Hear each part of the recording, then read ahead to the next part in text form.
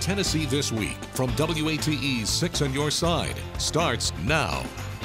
The primaries are over. It is on to the general election. We are meeting the candidates, hoping you will send them from West Knox County to Nashville. And our first post-primary poll is out. We dig into what it reveals about the race for the Senate. Plus, an East Tennessee lawmaker aiming for a bigger role in Nashville, the competition he's facing on Tennessee This Week. Hello and welcome to Tennessee This Week. I'm Mark Mellinger in for Kristen Farley today. And with the primaries behind us, it is, of course, on to the general election. And today we are focusing on the race for Tennessee House District 89, stretching west from the middle of Knox County. It is a seat that had been held by State Representative Roger Kane. Now that seat is open, and today we have the candidates hoping you will send them to Nashville, Republican Justin Lafferty and Democrat Coleen Martinez. It's good to have you both here. Thank you for having us. Well, Justin, we're going to start out with you. I mean, you faced some stiff competition in the primary from people who were better known, former Sheriff Tim Hutchison, as well as former state lawmaker Stacey Campfield. So the big question people were asking on election night was, how did you win? Okay, tell me, how'd you do it? We started early and we worked hard and got blessed with a lot of volunteers along the way. So that was it. I mean, good old-fashioned shoe leather was what won this thing for you. Can you talk a little bit more about that? Yeah, we started way earlier than probably anybody ever thought somebody should. And I got out and started meeting people early, and I am fortunate to be employed in such a way that I can take time to do that. So I got out, hit it hard, took a little time off around the holidays, and then as soon as the holidays were over, we got back out and started going at it again.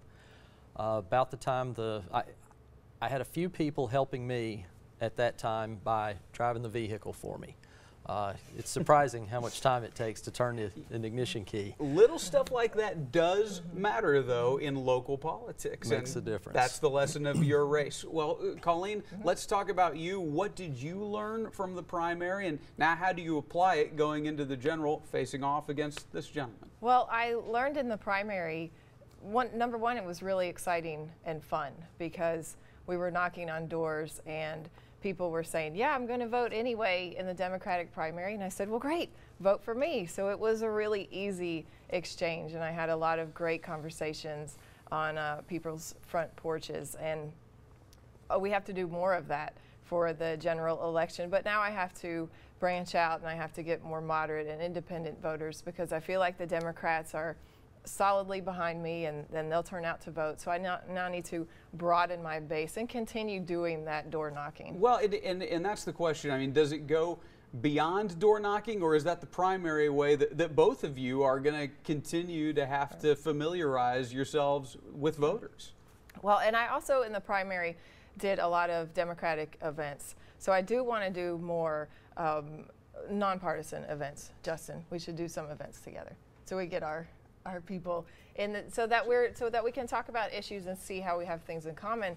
But I know Justin, and I saw him work in the primary, so I know he's going to be knocking on doors. That is what I have to do if I'm going to compete. Well, and you just said you were going to reach across the aisle and go for moderates and Republicans. Right. So, okay, is that part of your strategy, reaching across the aisle? I think I've already been doing it. Yeah. We've hit a point in this country. Nationally, we see it more nationally than we do locally. We're a lot more civil locally than we are in our national politics. But I think people are worn out with the grind that they see with Republican versus Democrat being presented as either or. A lot of us have got a lot more in common than we don't. Mm-hmm. We have given in to the fringes, I think, a lot on both sides. Mm-hmm. And I have met a lot of people along the way that when we have this conversation, agree wholeheartedly. Yeah. And it's not East Tennessee. We are founded as a republic so that we did not have to live under the thumb of majority rule. We have forgotten that in this country, and I think we can work to make that a little better, at least in our corner of the world. Well, let's talk issues here, okay? I mean, and I guess we can start with the efforts to expand Medicaid, which have failed in this state. Means a lot of people now are going without health care coverage. So I want to ask both of you, where do we go from here? Coleen, start with you. We go from here by expanding Medicaid. We are already paying for it. Our tax dollars are already paying for Medicaid. It's going to the federal government and it's going to other states that have expanded it. We have lost. But you're in all likelihood still going to have Republican super majorities in the House and Senate. They almost passed it, and I think Americans for Prosperity came in and publicly shamed some of the politicians that were going to pass it. So, and that's what I've been saying lately, is it really doesn't matter if Justin or I get elected. What matters is the people need to come to Nashville with petitions, with numbers, with a lot of support saying we need to expand this. This is what we have to do. We have to outnumber Americans for Prosperity. Where do you stand on this, Justin? We get into throwing around some really big numbers about those that are uninsured, and we don't ever break out who we're talking about in those numbers. If you're talking about folks that are invalid, folks that have critical care needs that regular paths of insurance can't take care of, that's one thing to talk about. But I think what gets left out in the numbers of all those uninsured, a lot of those are young folks. I went the good part of my younger life without insurance. And they don't want insurance. And they don't want insurance. They don't want to pay for the insurance. They are trying to get themselves established. They're already loaded down with college debt.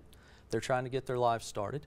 The governments that have been trying to provide coverage for everybody are broke. We see that in numerous locations around the country and around the world. There's got to be a better way to do it. And Dr. Smoke said it best. When people talk about insurance and medical coverage for people, what they always talk about is insurance reform. They don't ever talk about anything for medical reform. Until we start getting people to the point where they understand what things cost, we're not going to do much to change the prices. And any kind of nationalized system or socialized system is going to do more harm than good. It's going to hurt more people and it's going to help. Let's go ahead and go to education. I mean, the TN Ready test has shown for at least the last few years now that it's not ready for prime time. I mean, we keep having problems with this. So, like, if you're sent to Nashville, and I'll start with you on this, Justin. I mean, is this something lawmakers have to address?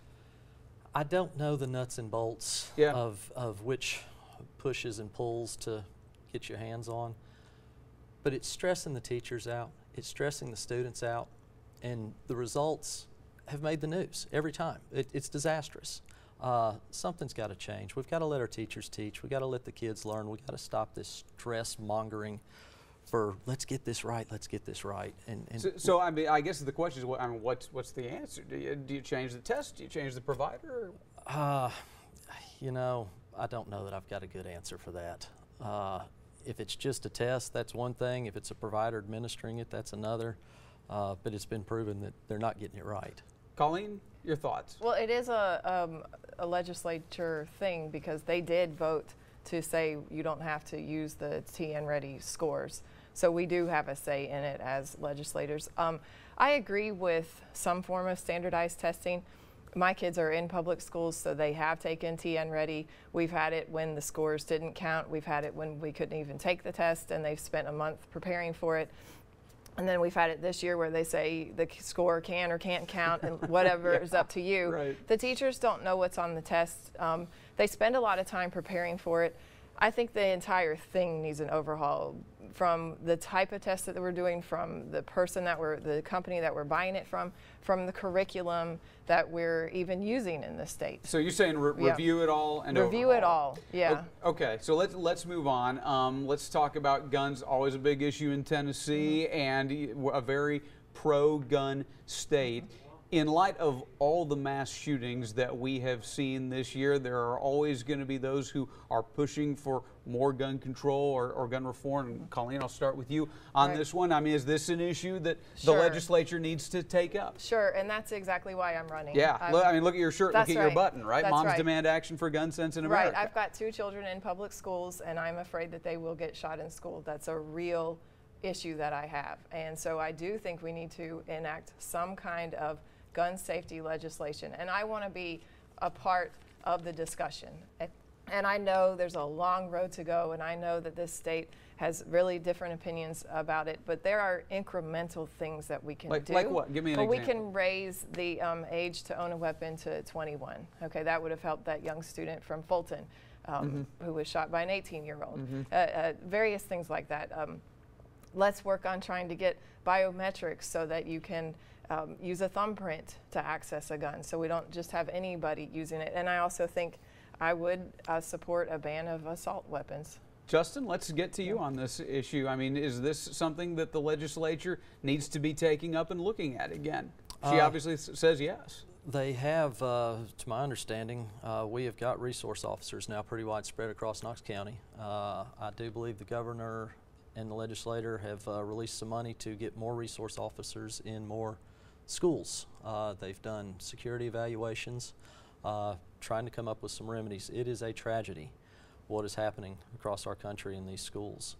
The morality, the lack of it in these areas is a little bit scary to me, as it should be to most parents out there. Taking steps that we can take to get people in place, to get them aware. Something else, if maybe we could start not feeling so constricted if we see troubled kids. It seems like we're in a society these days where if we see something that doesn't seem right, we can't say anything for fear of being ostracized by the kids or the parents, or speak up, I guess, if you see something. So you're saying change is more outside gun manufacturing, and you're saying, no, maybe we need to look at gun manufacturing. So there's a clear difference between you two on this. Let's a couple of last things that I definitely want to get in, and one of them was abortion. You know, we're going to have a new Supreme Court justice here in the next few months. There's been a lot of talk that Roe v. Wade could be revisited. What would each of you think? We have about a minute for this when it comes to looking at Tennessee possibly changing the status quo on Roe v. Wade, and I'll start with you, Justin. I am pro-life. But mine is not going to be a big social issues agenda going to Nashville. I will abide by the law, and I will continue to carry the message that most of my constituents carry, and that is that we are pro-life in the 89th. Coleen? I appreciate that you're not going to try to take away the choice. I'm pro-choice. I'm not going to advocate for either side. I'm going to advocate for a woman being able to choose what she wants to do with her body. Well, let's go ahead and talk about taxes. As you know, lawmakers passed a gas tax last year, an increase in the gas tax to improve roads, and that was offset by the grocery tax cut. There is no state income tax, although the sales tax is actually really high here. So my question is, would you be willing to pledge no tax increases if you're elected? I can't remember who I started with, so I'll go with Coleen because I'm a gentleman. No, I'm not going to pledge that because I don't know what's going to come up, and I don't know what needs that we'll have in our state, and I can't pledge that. Okay. We appreciate your candor and honesty. That how apolitical of you. Justin? I will do everything I can to keep from taxes, having to have the need for taxes to be raised in this state. We are in a sweet spot right now with businesses coming in here, with people coming in here to fill those jobs that those businesses are providing. Nashville's got plenty of money coming its way. It doesn't need to be talking about any kind of tax increases. Okay. Thank you both for joining us. Really appreciate the time. And hey, best wishes in the fall. Thank you. We turn to our panel of pundits next with an East Tennessee representative aiming for a leadership role and a post-primary poll in the race for governor. You are watching Tennessee This Week on WATE 6 on your side.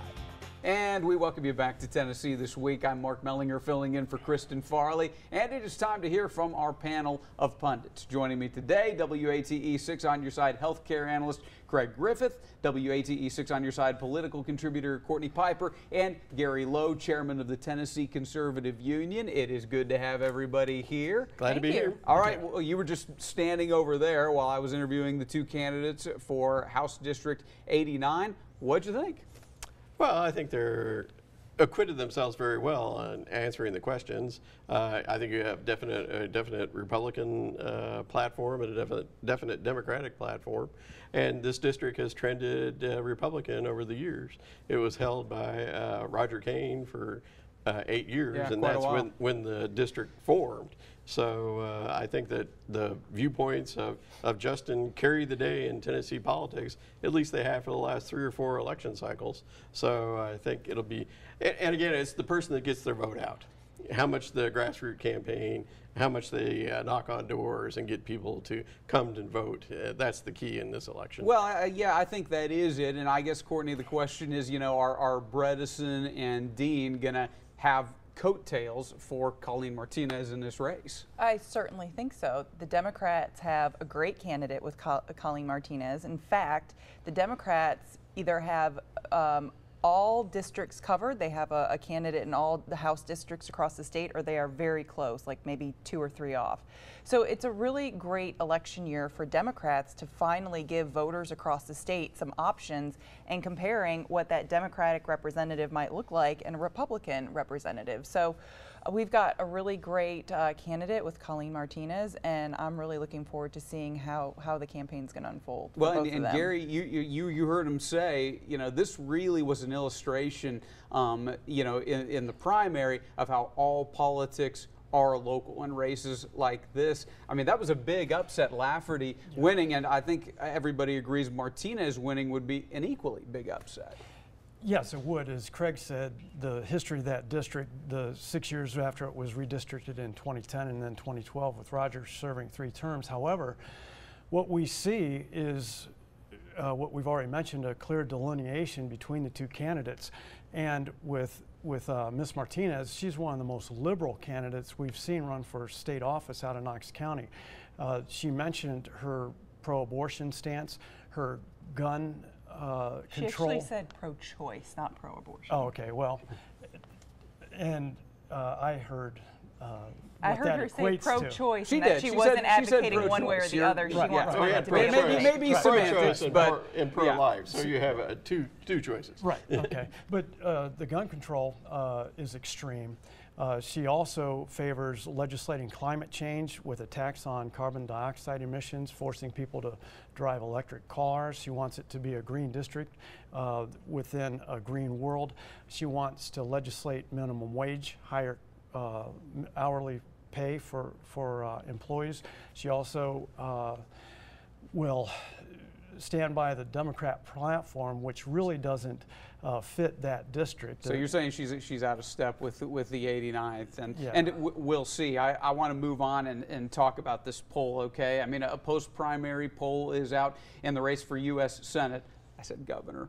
I messed up, not the first time. Gravis Marketing That's okay. Survey put Republican Marsha Blackburn ahead of Phil Bredesen, 48% to 44%. That's with a 3.9% margin of error and 8% uncertain. The poll included 620 likely voters. It's the first poll I've seen in a while that shows Blackburn on top. So, I mean, what do these numbers say at this point, you know, a little bit more than a couple months out? Courtney?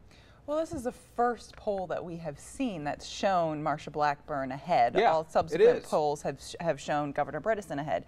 And I think it's also worth pointing out that the firm that did this poll is notoriously one of the worst polling entities in the country. They consistently get margins wrong. Yeah. Our producer sent an article from Slate a few years ago saying they got some stuff wildly wrong in Kentucky a few years ago. So you think that matters? You got to look at that. Consider the source.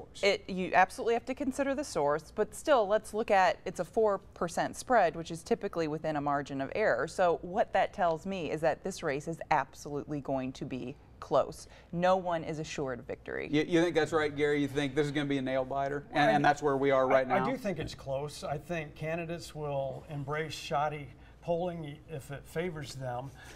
Mainly, though, they're going to rely on internal polling. One of the things that I've noticed, though, with polling going back to the 2016 presidential race, which was so far off, that they're using potentially inherently biased questioning by the surveyors asking the respondents, as well as the sample sizes are not ideal. I would prefer, having done polling myself, that you use a minimum of 800 respondents. As you mentioned, they had 620, but they did use likely voters, which is preferable to registered voters. Gravis did get it wrong in the gubernatorial race on the in the Republican primary, having Congresswoman Diane Black finishing first and Bill Lee third. That, of course, flipped. Bill Lee won by a wide margin with 37% of the vote, and runner-up Randy Boyd had 24%. So I think that the candidates will rely on their internal voting, their internal polling rather than what these external polling companies. Well, there was a lot of late movement in that Republican governor's primary too. Craig, I want to ask you, I mean, size this one up for me. You think we're in about a dead heat right now? There's only one poll that matters, and it will come in November. I've never heard anyone say that before. You know, I think the poll reflects what I would expect the positions of the candidates to be. But we have a campaign to run. You know, at this point in time, you know, Diane Black in the Republican primary for governor was ahead probably by 17 or 18 points.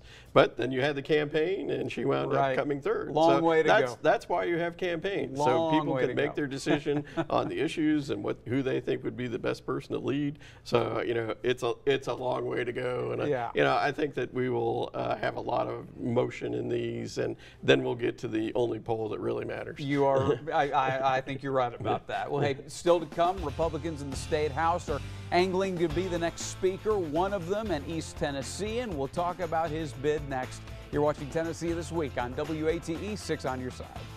And we welcome you back to Tennessee This Week. The conversation continues with Craig Griffith, Courtney Piper, and Gary Lowe. Greene County State Representative David Hawk running to be the next Speaker of the Tennessee House. That leadership job is opening up after Beth Harwell said she would not run again during her what turned out to be unsuccessful bid for governor. The Speaker presides over the House, names lawmakers to committees, often determines the fate of key bills. I promise to you today that legislators will receive committee assignments based on their strengths. So Hawk now joins Montgomery County Representative Curtis Johnson as the only other announced Republican candidate for Speaker, although the party's House Leader Glenn Cassida is expected to join the race, just hasn't said anything. So we come back to the panel now and we ask, I mean, what do you think of David Hawk's chances of winning this?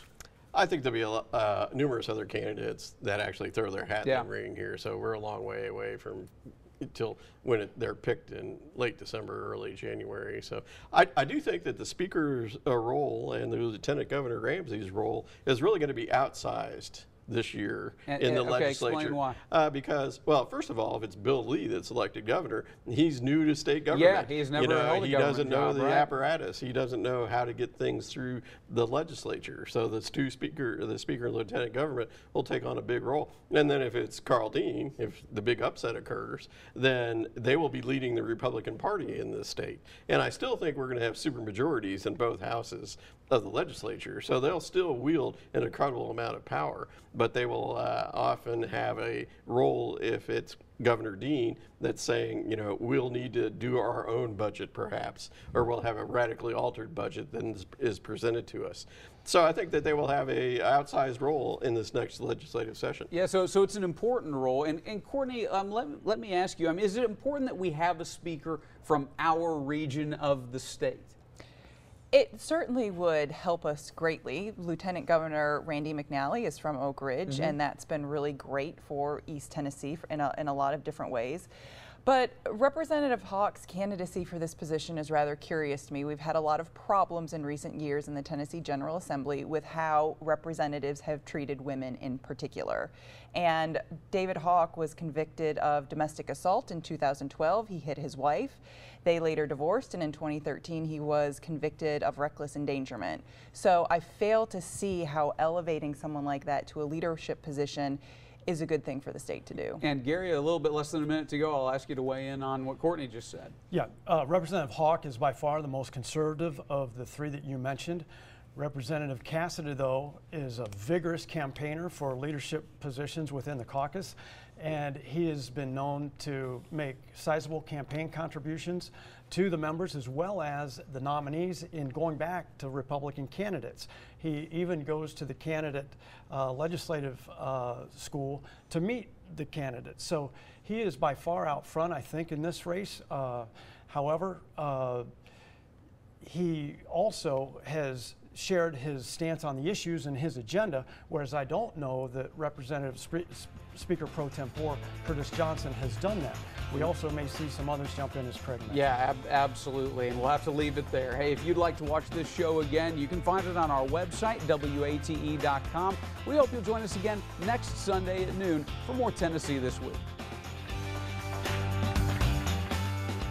The views of guests and panelists of this program are their own and not necessarily those of WATE 6 on your side or Nexstar Broadcasting Incorporated.